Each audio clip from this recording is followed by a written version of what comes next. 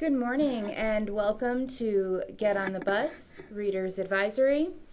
I'm Sarah at the State Library, and today is the second of our mini genre presentations. Today you'll be hearing from Richard from Campbell County, and he's going to be talking about science fiction with us. And then you'll get me back again in the second part of the presentation, and I will be talking about a type of nonfiction that I enjoy reading, the microhistories.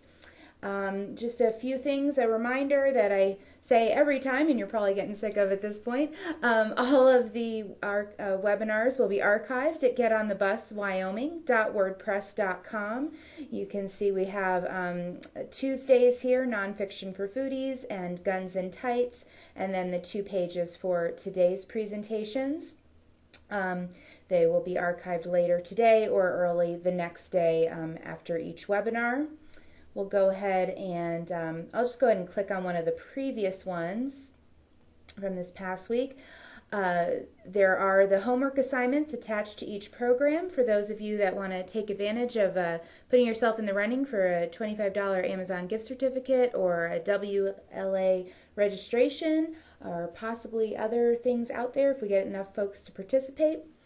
And then for those school media specialists and teacher librarians, the program has been approved for 1.5 CEUs for PTSB credits. So do email me if that's something that you're interested in taking advantage of. And then I did mention on Tuesday as well, since I'm splitting up the programs, we have 2 little mini programs on each day for the purposes of being eligible for the prizes as well as the PTSB credits. I'm only requiring that you participate in half of the genre homework assignments because I've basically doubled them. So again, any questions on that, please feel free to email me. And I'll go ahead and open up Richard's page here. We'll look at that again when his program is done. Oh, and actually I was just fiddling with the page and it doesn't look like it completely updated, so that'll change a little bit later.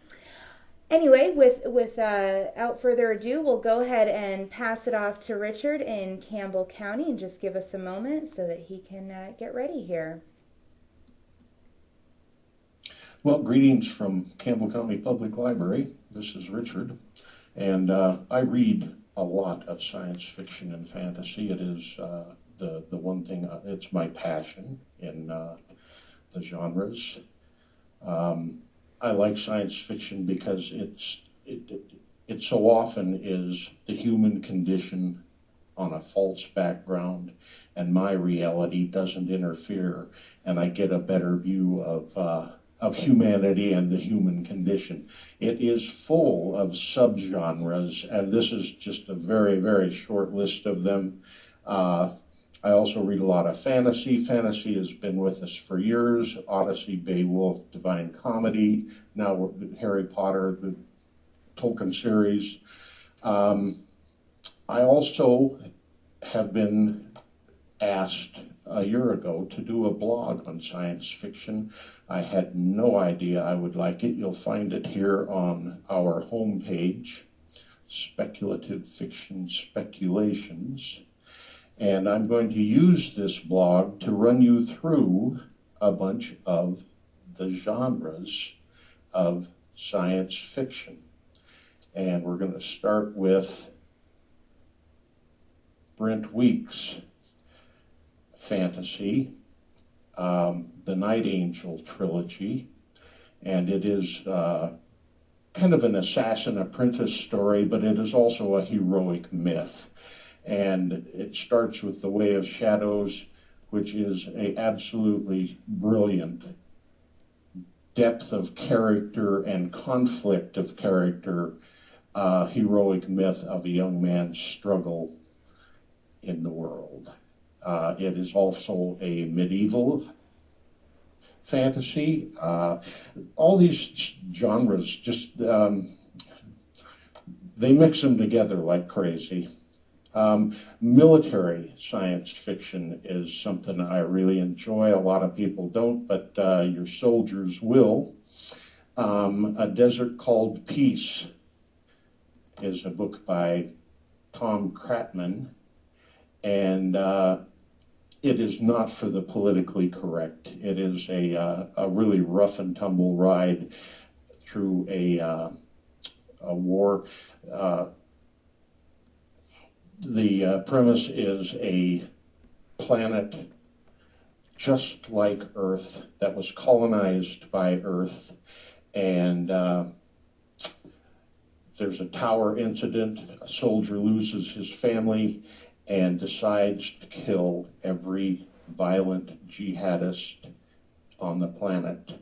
And it's up to book 4 now, and he has succeeded in his job. And the newest book, The Amazon Legions, is just his view of women in the combat trained women in the military, and it's a bit of a slog, but I'm going to go through it anyway.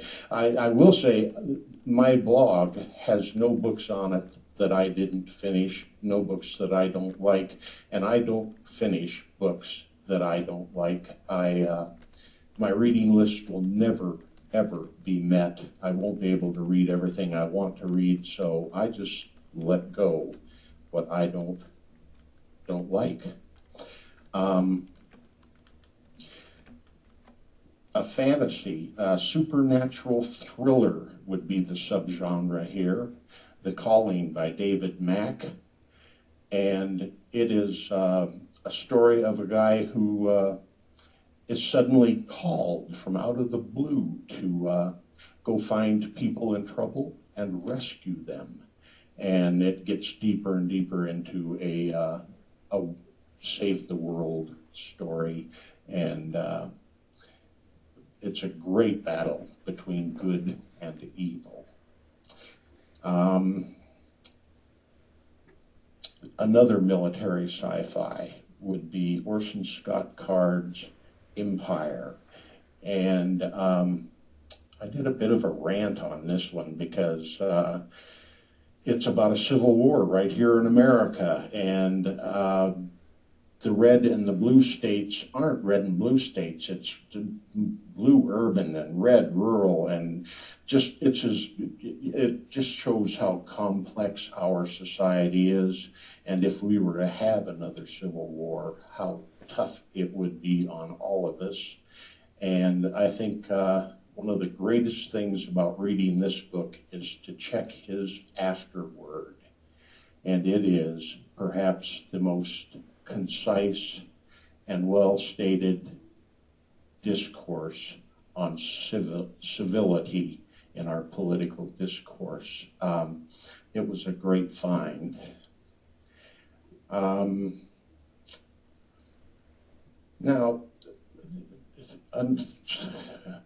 procedurals.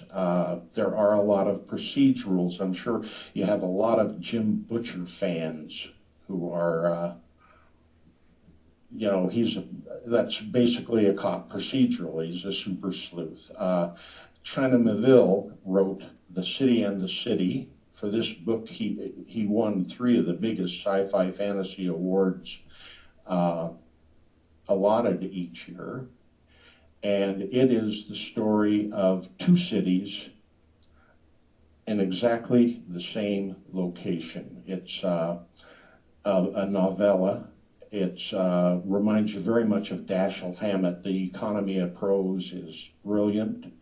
The citizens of the modern city and the citizens of the old Eastern Europe after post-collapse are walking the same streets, but are not allowed to recognize each other, interact with each other, see each other.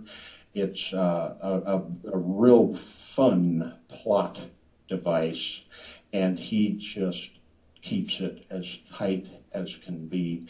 And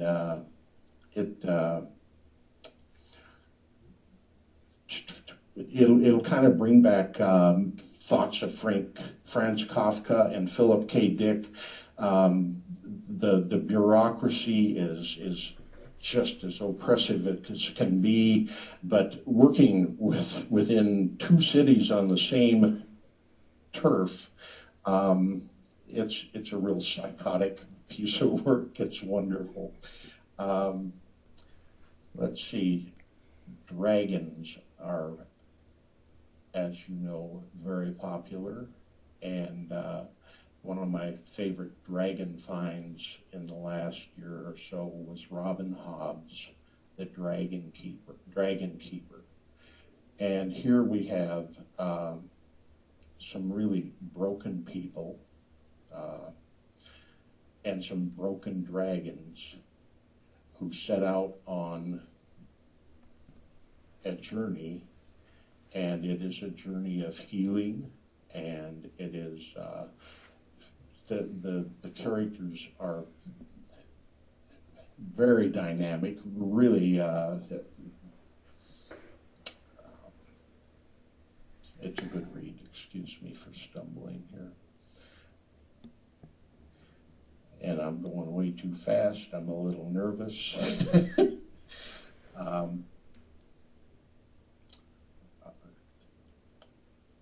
One of the newest and most popular things going on is urban fantasy, and I'm sure most of you are familiar with Patricia Briggs and her Mercy Thompson character, and she's a rather independent young woman who is a car mechanic and battles evil spirits and the like.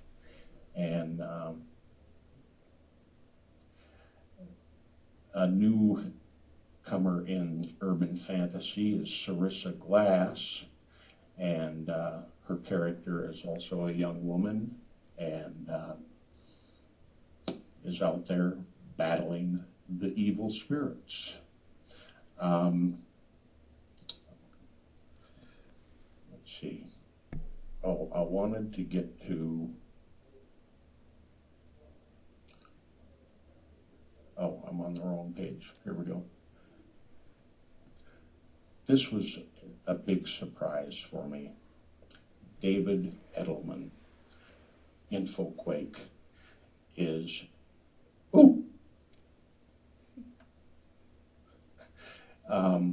a business thriller, and I've got a better link to that. And it's cyberpunk because everybody's connected in their brain. It's also just straight sci-fi because there's a lot of science about nanotechnology, and it's also, the Wall Street Journal gave this a big review because it is a business thriller.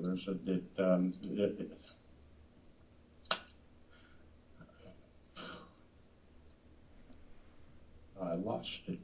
So let's get back here and just get on going. Time travel is a real traditional sci-fi theme, and the most recent thing I've read was Jack McDivitt's Time Travelers Never Die. And it's like old sci-fi. He takes the premise of time travel and spins it and spins it and spins it. My comment was that he just tacked it on a Mobius loop and then put it in an Escher drawing. It just, he really runs the paradox wild with you. It's a great time travel story. I love apocalypse, post-apocalypse, and the latest things I've read have been Ariel and Eulogy Beach by Boyett. And this particular apocalypse, all machinery, all electricity, all cars, everything mechanical stops working, and magic comes into the world. And it's a young man's struggle through the beginning of that, and then in Eulogy Beach, it is his son's struggle with identity and with his magic, which is large, and it's a great post-apocalypse America story.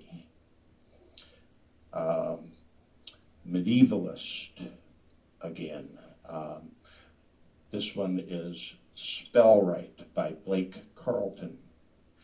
And this young man has quite a bit of magic in him, but like myself, he's dyslexic and he can't spell. And to do the spells, you have to be able to spell. And it is quite a romp through magic with a boy having a problem. Booklist gave it a starred review. It was really worth reading. Steampunk has become very popular. I don't really know how to describe steampunk other than it's mechanical. It's kind of steam era mechanical. That doesn't even begin to describe it. But Finch takes place in a world where fungus is growing on everything. It's creepy, dirty. Underneath the city are some aliens that are interfering with everything. The bureaucracy, as in almost all steampunks, is extremely oppressive, and this is one-man detectives. It's a procedural trying to solve a murder of a alien and a human, and a great environment.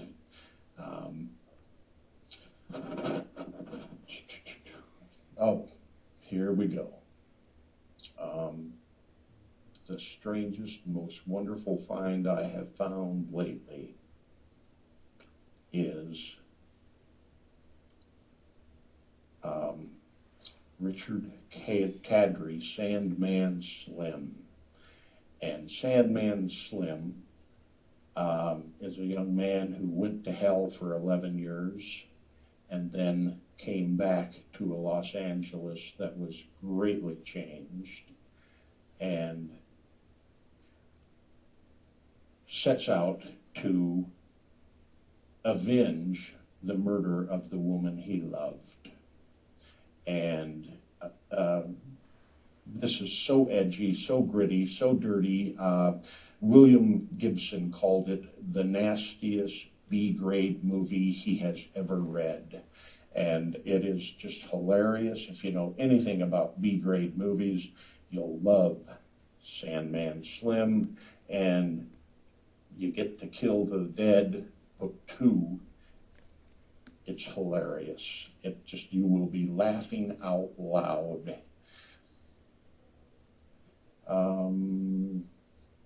Social science fiction.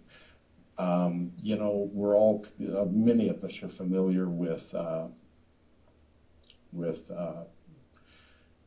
Isaac Asimov's Foundation novels. Well, Ian Banks, they've re-released all of his culture novels, again here in America. And I think the one I have enjoyed the most so far is The Player of Games. The Empire has a small group that kind of keeps control of things, and this small group is given superhuman powers and is very connected to the web, or whatever you would call it at the time, and they go around manipulating and controlling what's going on. I'm going to go ahead here, and we're going to go to the culture novels are a great example of social engineering and social sci-fi, plus hard science to do. Another new hard science fiction, Hull 03 by Greg Bear, is absolutely hard sci-fi. It is a colony ship that left Earth because the planet was killing itself and each other. The premise is a young man wakes up and things are horribly wrong in the ship. Everybody should be asleep. They should be traveling or maybe arriving somewhere, but just things have gone crazy. There are things killing people in the ship.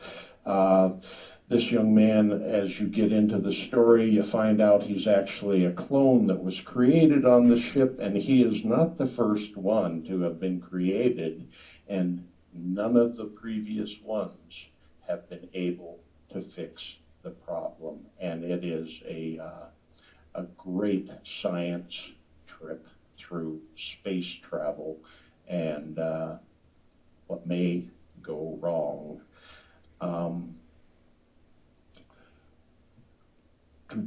To something new this way comes. I wanted to, you know, there are science fiction westerns. This one is a western. It's also steampunk. It's also fantasy, science fiction mix. It's a little bit post-apocalyptic. It's it's everything for everybody. And there are two main groups of characters in this.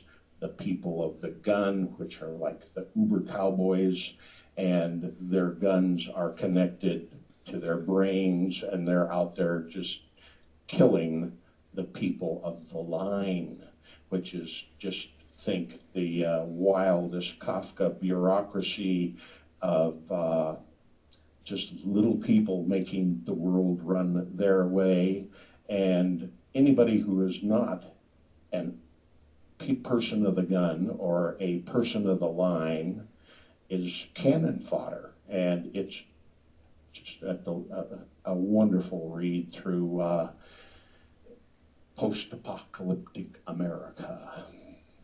And I wanted to mention Mad Skills.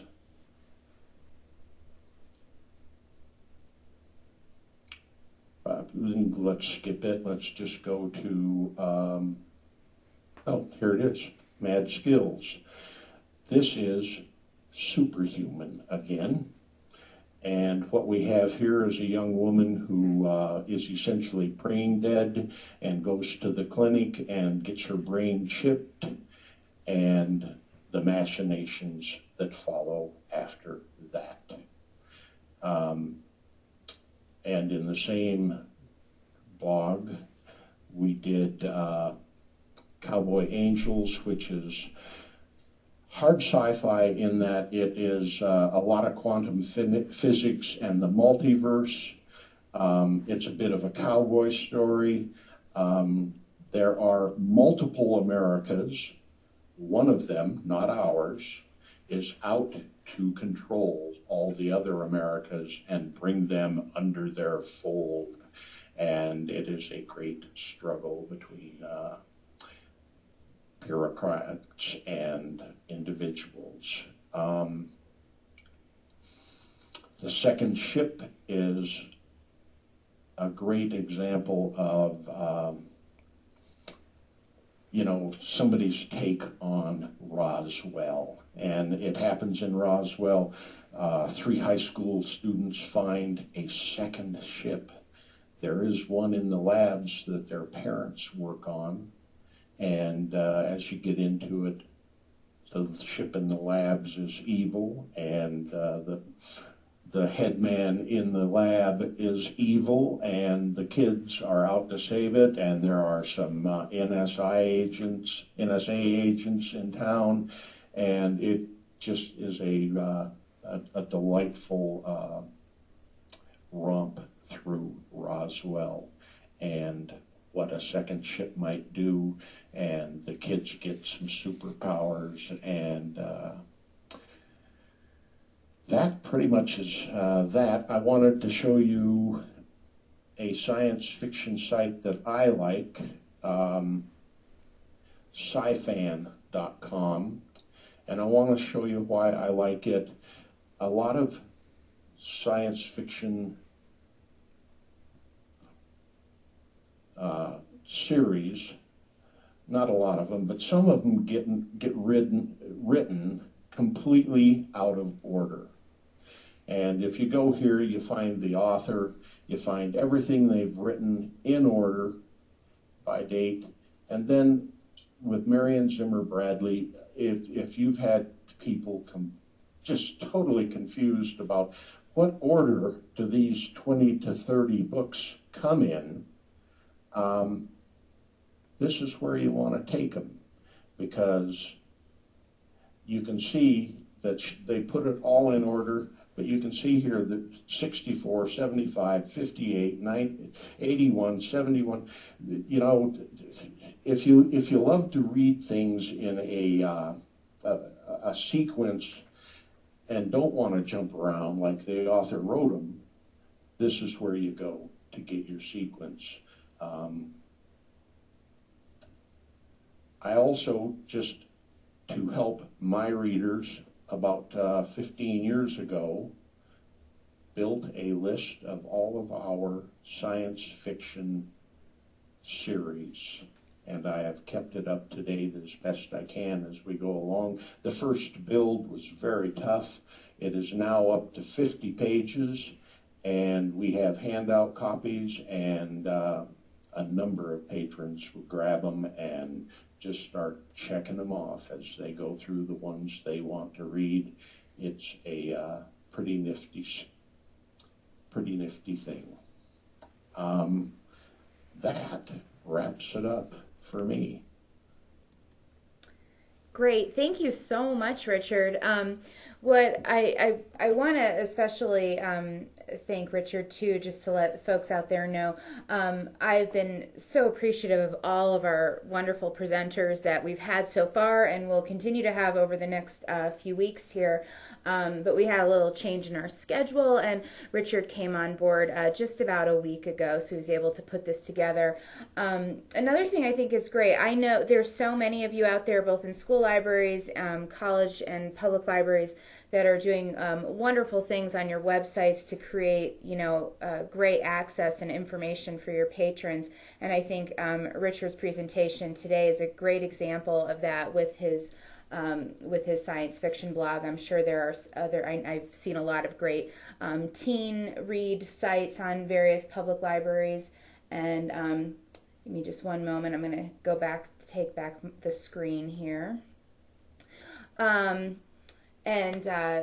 So I know that Richard certainly isn't the only one out there who's doing great projects like that, but I thought what a great example for all of us to see that. I'm going to go ahead and just give us a moment if there's any questions or comments about science fiction. And Richard covered a lot of information.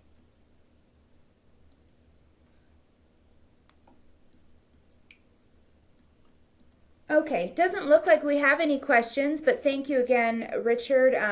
I'll go ahead and show you that site again. The link to Richard's blog is here, Richard's sframblings.blogspot.com, and that's also available through the Campbell County Library website. I invite you not only to use the comment section of the pages on the Get on the Bus website, not just to use them to answer homework questions, but to also share other great resources. If you have similar things going on at your library, share those so that we can all help each other out there. So go ahead and I'm going to pause everyone for just a half a second while I get ready, and then we'll start with my presentation.